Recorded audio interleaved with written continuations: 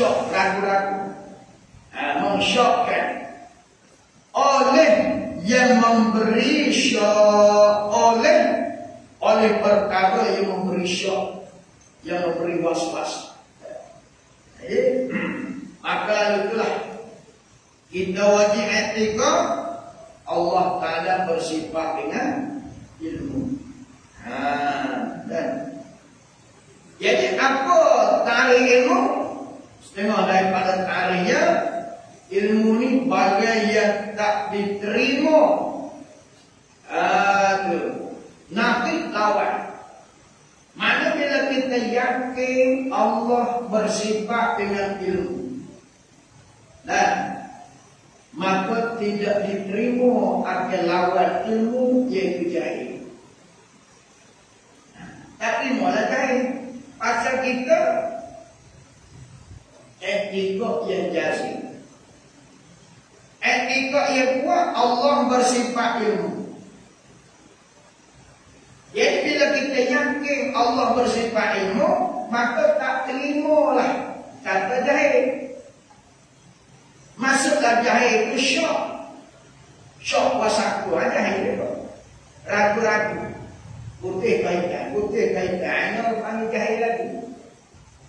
Tak ada jasing nak atau putih kaitan ke, tak buat. Itu panggil jahil.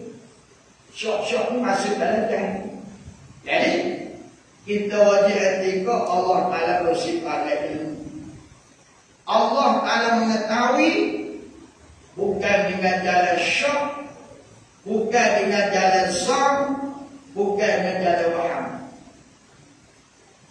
Jadi kanaki dengan maklum dalam tarikh ilmu, yang kasyifu bihal maklum, terbuka dengan sifat ilmu. Dan perkara yang maklum yang diketahui. Jadi kalau kita dengan maklum perkara ini, benda yang diketahui itu, tiap yang mana perkara, tiap perkara yang wajib pada akal, dan yang mustahil pada akal, dan yang jaiz harus pada akal. Jadi dikandaki dengan maklum perkara yang diketahui, yang wajib Allah Ta'ala tahu, yang mustahil Tuhan tahu, mustahil pada akal, dan yang jaiz, yang harus Allah maklum dapat di sisi Allah Ta'ala. Maka masuk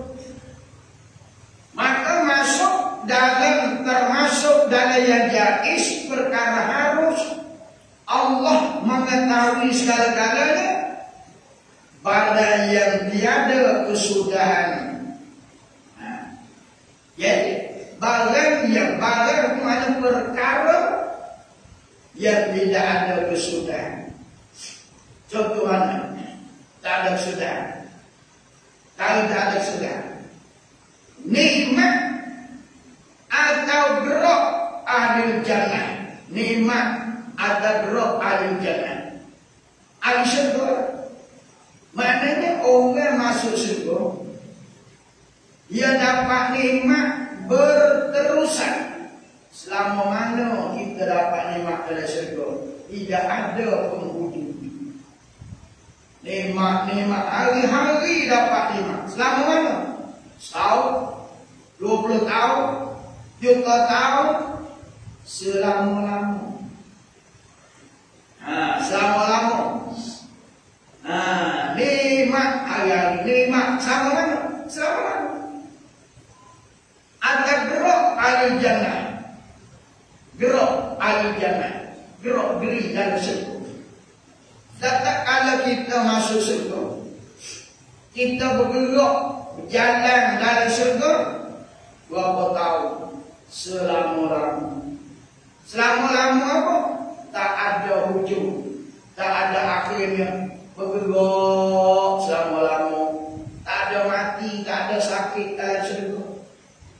Nikmat makan minum dan pekerjaan ahli syurga. Jadi orang di syurga ni dia pakai nikmat syurga. Dia tak ada benda lain. Benda yang tidak nikmat tak ada dalam syurga. Bila sebut kata dalam syurga, semua nikmat. Tak ada yang kata pahitnya atau sedapnya, tak ada. Pahit tak sedap tak ada dalam diri syurga. Pakai nikmat syurga. Mana pakai nikmat syurga? Yang pertama makan. Nikmat syurga. Makan. Yang pertama makan. Yang kedua minum. Yang tiga tidur. Yang keempat kahwin. Pakai. Lain pada itu tak ada. Tak ada. Ada kata dunia syurga. Kena cucuk anak, pokok liang kau. Kena nego kau, kena main sahab kau. Tak ada. Pakai. Makan, minum, tidur, kahwin. Makan, minum, tidur, kahwin. Pada main kahwin tak beranak kau. Tak beranak dah. Ada syurga bukan tempat beranak. Tempat beranak yang tak dunia. Pak ni makna syurga. Makan sedap. Minum sedap, tidur sedap, kahwin pun sedap. Pak kaya ni selama-lama. Tak ada kata 100 tahun saja, lepas 100 tahun balik semula ke Malaysia. Tak ada. Lama-lama. Baik. Jadi nak cerita ni. Kita hidup dalam syurga ni selama-lama. Tak ada kiamat, tak ada mati. Banyak mana kita akan makan di dalam syurga. Banyak mana kita akan minum dalam syurga. Banyak mana kita akan tidur. Nah, kalau kita nak hidup, tak mampu nak hidup sebab tidak ada sempadan. Kalau kata kita makan 10 tahun, kita boleh hidup. Kalau sehari makan sepinggan nasi, kali dengan 100 tahun, berapa pinggan? Maka dalam syurga ni tidak ada akhirnya. Makan, minum, tidur, kahwin selama-lama. Jadi pengajaran pada kita ni apa? Walaupun kita duduk dalam syurga, makan selama-lama tak akan berhenti. Tidur tak akan berhenti. Tak ada kata masa dalam syurga tak ada tidur. Tak mengaku. Tak tahu apa lah, tak ada. Dari syurga tak ada batau, dari syurga tak ada tidur. Apa tahu pedih mata, tak ada kerja. Ada. Air tidur boleh tidur. Air makan boleh makan. Air minum tak boleh minum. Dan air kahwin boleh kahwin. Jadi, dalam keadaan nikmat yang berterusan itu, banyak mana kita akan makan. Dan banyak mana kita akan minum. Segala-galanya Allah mengetahui dengan dunia. Itu anaknya. Nah, anaknya, walaupun kita makan tak berhenti, tak tahu banyak mana kita akan makan, Allah Ta'ala tahu. Allah Ta'ala tahu banyak mana. Itu anak-anak kita nak kita kata. Allah tahu. Walaupun kita makan tak berhenti dalam syurga pun Tuhan tahu banyak mana kita makan. Kita minum dalam syurga tiap-tiap hari banyak pun. Orang di dalam syurga sekali makan hidangan sorang, dia makan banyak atau banyak orang dalam syurga. Sekali makan dia makan. Kalau orang dunia, tak dunia makan satu orang bawa aku. Banyak tu. Sekali makan. Baik lelaki, baik orang makan banyak. Makan banyak dah syurga, tak ada kecil mani dia. Tak ada darah tinggi, tak ada ulungan, tak ada sakit perut, tak ada. Orang kuat makan banyak, orang lelaki makan banyak, banyak mana? Sekali kita makan ni. Kalau manusia atas dunia ni 100 orang baru habis. Orang dari surga seberapa. Tahu? Kita atas dunia ni 100 orang makan baru habis. Nasi sebanyak tu 100 orang. Orang dari surga seberapa. Mana tahu? Kan? Ada darah tinggi cimani kan? Kan? Orang dari surga sekali minum. Kalau orang dari surga sekali minum tu tak ada dunia 100 orang minum baru habis. Dia minum seorang. Jadi betapa banyaknya ahli surga makan, betapa banyaknya ahli surga minum, Allah Ta'ala tahu banyak mana ahli surga yang akan minum. Walaupun tidak ada pengkujung minum. Itu nak cerita kata dalam pengajian kita dan Allah mengetahui.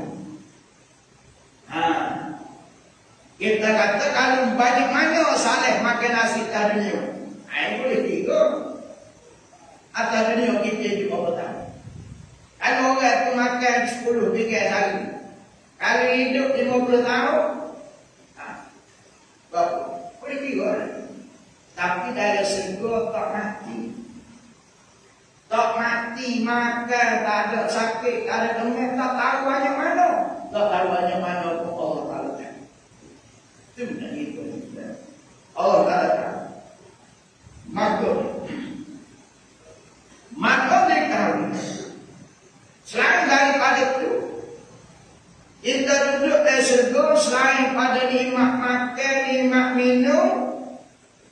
Hari-hari duduk di surga kita bernapas. Nyawa pun kita bertanya. Kita duduk di dunia bernyawa, masuk surga bernyawa balik. Jadi kita bernyawa dalam surga banyak mana. Tak ada mati. Menyawa lah tiap-tiap hari. Berapa-ratus tahun tak ada sepadan. Tak kiamat dan nyawa. Oh banyak dalam surga nyawa. Allah Ta'ala tahu berapa banyak nyawa. Itu nak kita harus. Nah, ada manusia nyawa tadinya. Nah, nyawa kata sadalah sehari 100 kali dia nyawa. Adalah 1 kali. Kalau dia hidup 1 tahun, baru dan surga tak berhenti nyawa masa hidup selama. Pada tak berhenti nyawa hari-hari banyak mana yang kita nyawa. Allah tahu. Allah tahu. Maka diketahuinya Allah. Diketahuinya Allah dengan tafsir. Apa maksud tafsir? Allah tahu satu persatu. Tafsir satu persatu. Walaupun kita hidup selama-lama di dalam surga, walaupun kita bernyawa selama-lama di dalam surga tak ada, Allah bisa mengetahui banyak mana kita bernafas di dalam. Walaupun tak mati kita berdoa. Jikalau Allah mengetahui dengan tafsir, jikalau tidak ada baginya, tidak ada baginya barang. Barang apa? Barang nikmat dalam surga, gerak geri nafas ahli surga. Jikalau tidak ada baginya, bagi para yang dalam sudah seperti nikmat dalam surga, tidak ada kesudahan sekali. Walaupun kita tak mati dah duduk dalam surga, hari-hari jauh. Kalau 1 hari 1000 kali kita jauh, 2 hari berapa? Dalam surga selama-lama tak ada kematian. agak-agak banyak anu kita nyawa Allah. Nak kata Tuhan. Dan kata kil aikala ba'dul ulama. Kata kil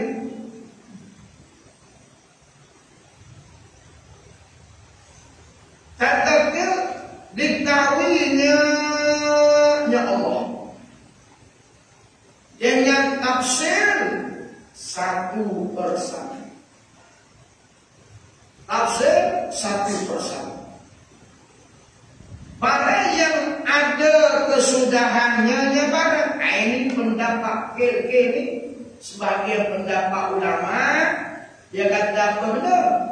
Allah bisa mengetahui perkara yang ada kesudahan. Contoh, kita kata satu orang ini akan bernyamuk 100 tahun. Tuhan tahu banyak mana dia nyamuk dalam 100 tahun. Yang tak ada kesudahan, ada pun yang tiada yang mana barang yang tiada baginya yang tu barang, tiada baginya barang kesudahannya barang. Contohnya, duduk dalam syurga, bernyawa hari-hari, bergerak ahli syurga tu nyawa. Dan kalau tak nyawa nak gerak macam mana? Masuk syurga tu nyawa. Jadi katakan Allah bisa mengetahui perkara yang ada penghujung, ada kesudahan. Ada pun yang tiada baginya barang, kesudahannya barang, maka katakan mustahil bahawa diketahui kehingaannya barang yang tiada kesudahan. Ini pandangan ulama. Pandangan ulama. Dia kata Allah bisa mengetahui setiap perkara yang ada kesudahan. Kalau kita hidup 100 tahun, banyak mana kita akan menghembus nafas? Allah Ta'ala tahu sebab kita hidup 100 tahun. Tapi kalau kita hidup tak ada penghujung, Allah tak tahu. Ini pendapat sebagai pendapat. Jadi kita sebagai ahli sunnah wal jamaah beretika Allah Ta'ala mengetahui selama-lamanya, walaupun tidak ada kesudahan. Contohnya nikmat di dalam syurga. Dalam syurga tak ada kesudahan, sebab syurga tak ada kiamat dah. Dunia ni lama mana pun kita hidup dalam dunia akan berakhir dengan kiamat. Masuk syurga tak ada kiamat kan. Banyak kita menyawa hari-hari, Tuhan tahu banyak mana. Walaupun tak akan berakhir. Jadi sebagian ulama kil ni, sebagian ulama dia kata Allah Ta'ala tahu bagai yang ada kesudahan. Ada pun bagai yang tak ada kesudahan, mustahil Allah tahu. Nah, kita jangan itulah jom penyusup kitab ni. Dia bawa datang supaya kita tahu. Nah, apa yang kita belajar kemudian ada orang berpandangan lain. Nah, jadi nasib yang kita jangan ikut ni. Hak pendapat kata ni, Allah Ta'ala tak tahu bagai yang tak ada wujud. Allah Ta'ala tahu bagai yang ada akhir. Bagi kita Allah Ta'ala.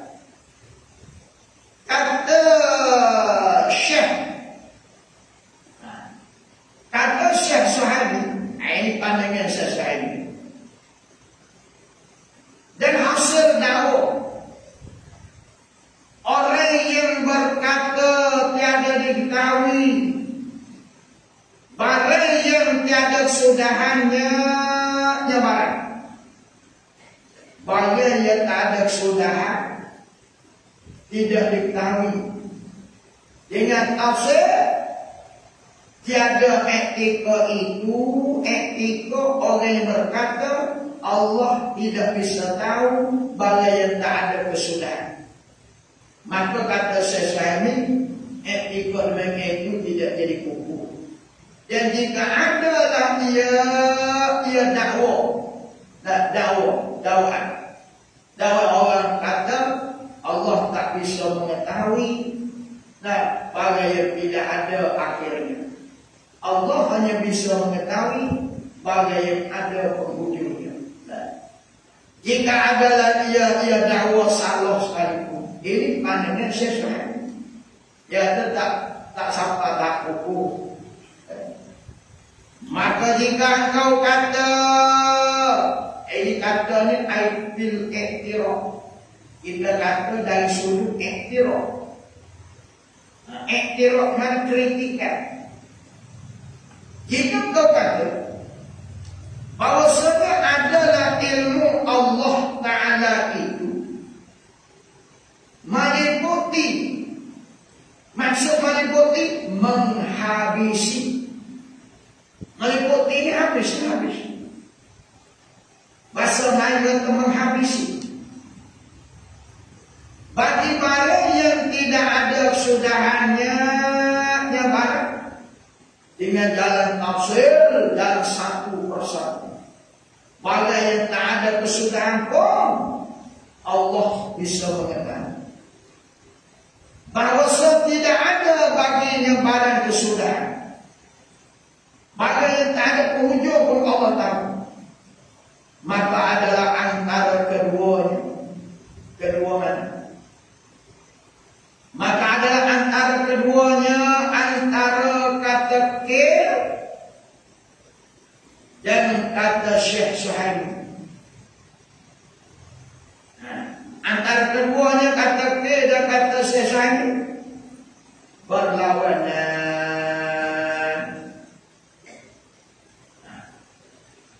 Katalah berlawanan. Dan yang menghukum ketiadaan hingga itu, ketiadaan tafsir pula, itulah yang berpatutannya. Itulah berpatutan. Kata Imam pada kitabnya Imam, siapa Imam? Kata Imam, jadi kata Imamul Haramain. Kata Imam, jadi Imamul Haramain. Pada kitabnya Imam yang bernama Burhan. Kitab karangan Imamul Haramain dan barang siapa berkata, ini pandangan. Ulama orang lain ini lebih tahu pandangan. Pandangan dalam kalau Allah Ta'ala tahu kok kalau yang tidak ada akhir. Apa kita nyawa? Lama mana kita akan nyawa dalam surga? Tak akan berhenti bernyawa sebab surga dalam nyawa. Maka Tuhan tahu bernyawa manusia. Jadi sebagian kata, ahli sunnah mengatakan Allah Ta'ala tahu. Sebagian ulama kata Allah Ta'ala tak tahu. Jadi apa kata Imam Nawawi? Barang siapa berkata Allah mengetahui barang yang tiada kesudahan dengan tafsir, siapa dia kata Allah tahu barang yang tak ada penghujung, tak ada akhirnya, kami sapikan akalnya. Akalnya yang para siapa? Apa maksud sapi? Sapi ini bahasa Arab. Bahasa Melayu mana bodoh. Jadi pandangan Imam Muhammad, kalau orang kata Tuhan tahu, kalau yang tidak ada akhirnya, bagi pandangan kami orang bodoh, akalnya yang para siapa? Akal kamu sapi. Ada orang bodoh. Pandangan Imam Muhammad. Pandangan. Jadi apa jawaban kita?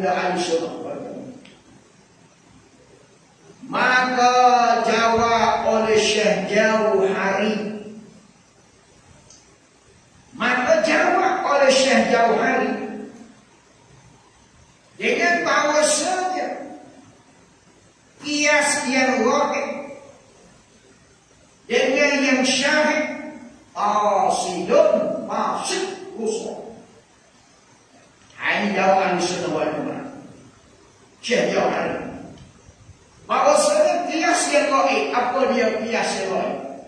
Yang ghaib yakni ilmu Allah.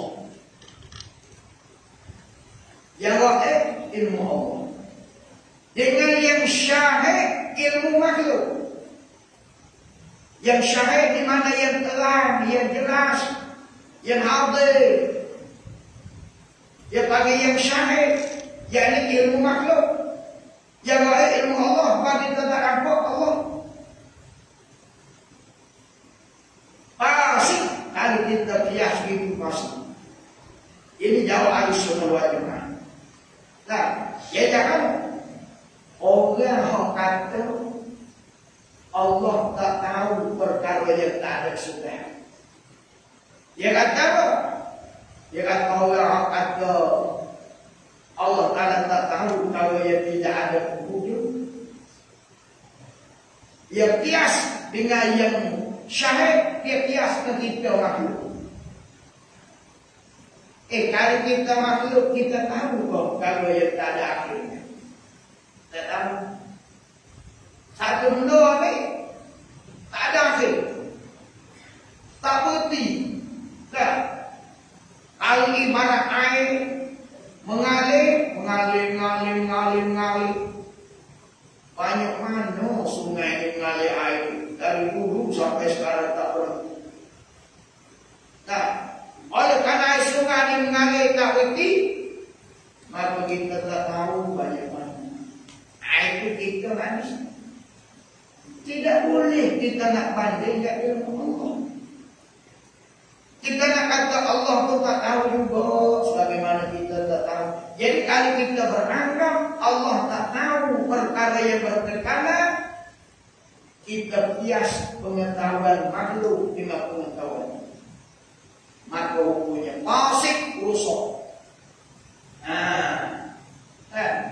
Ada lagi ya? Kalau dia tanya Allah Ta'ala nampak ke semut dalam gelap, kita pun berkata tak nampak. Kita pun tak nampak. Kita banding ke kita tak nampak. Oleh kerana kita tak nampak, kita dah berkata tak nampak. Tak boleh. Ini jawapan semua. Walaupun benda ni tak berhenti menyawa nyawa dari situ. Banyak mana? Tak tahu banyak mana pasal tak berhenti. Allah bisa mengenal. Ini bagian Ahlussunnah. Jadi kalau kita bertanggapan Allah tak bisa tahu perkara yang tak ada akhir, maka itu adalah kias yang palsu, dia rusak. Asal apa rusak? Kita kiasnya kita makhluk. Makhluk tak tahu perkara yang tidak ada wujudnya. Maka Allah pun tak tahu yang itu silap. Dan ketiada mengetahui kami, kata Jauhari, tiada mengetahui kami dengan hakikat zatnya Allah dan sifatnya Allah kita tak tahu. Kita hanya setakat tahu Allah ada, Allah setia, Allah kekal, Allah mughalabatul arad. Hakikat ada macam mana, hakikat sifat macam mana kita tak tahu. Kita setakat kenal saja hakikat kita. Mewajibkan bagi kami, kata Jauhari, kesukaran nak menjawab soal ini. Nak jawab soalnya amat banyak. Maka apa yang kami tahu, yang kami boleh jawab, kalau ada orang kata Allah Ta'ala tak tahu perkara yang tidak berakhir, dan itu adalah kias yang salah. Jawab baik salah semua. Kita tak boleh buat bandingan dengan pengetahuan kita. Kita tak tahu, maka Allah pun tak tahu. Itu sedap. Mana boleh kita kias makhluk dengan Allah? Yang gaib ilmu Allah, yang syahid ilmu manusia. Kita tak boleh sama. Kalau kita sama, Allah tak tahu juga sama. Maka biasanya fasik yang musuhi. Jadi kesimpulannya apa? Kesimpulannya wajib bagi kita yang belajar ikut dalam hati masing-masing. Allah mengetahui setiap perkara. Sama ada perkara yang ada akhirnya dan perkara yang tidak ada akhirnya, seperti nyawa ahli syurga. Allah alam. Walaupun ada syurga tak ada mati. Mana-mana kita akan bernyawa dalam syurga, tak tahu. Allah mengetahui. Itulah sebaik-baik. Adapun dengan nisbah ilmu Allah, maka tiada menafikan, maksudnya tidak berlawan. Nisbah pada ilmu Allah maka tidak menafi, maksudnya tidak berlawan antara pekerjaan itu, yaitu pekerjaan, yaitu keadaan kesudahan diketahuinya Allah dengan tafsir pada ilmu Allah. Ya, tidak menafikan, walaupun benda tu kita dari syurga kita akan bernyawa hari-hari, tak akan kiamat dari syurga. Hari-hari bernyawa banyak mana, tak tahu. Tak tahu pun tidak berlawan dengan urusan Allah. Yaitu apa dia pekerjaan Allah? Keadaan kesudahan kita nyawa sah jauh dari situ. Allah bisa mengetahui dengan tafsir satu persatu. Tak ada yang tersembunyi pada ilmu. Jadi kita tiang kita banyak mana penyambung dari sebuah tak tahulah pasal hari kita ada itu kita. Nah, ilmu Allah tidak berlawan. Diketahuinya Allah, jadi diketahui oleh Allah ada pekerjaan yang tiada kesudahan dengan tafsir dengan satu persatu pada ilmu Allah. Ya kita tersimpulan itu. InsyaAllah kalau begitu kita sama kita berdua. Dan kata satu kaum, wallahu a'lam.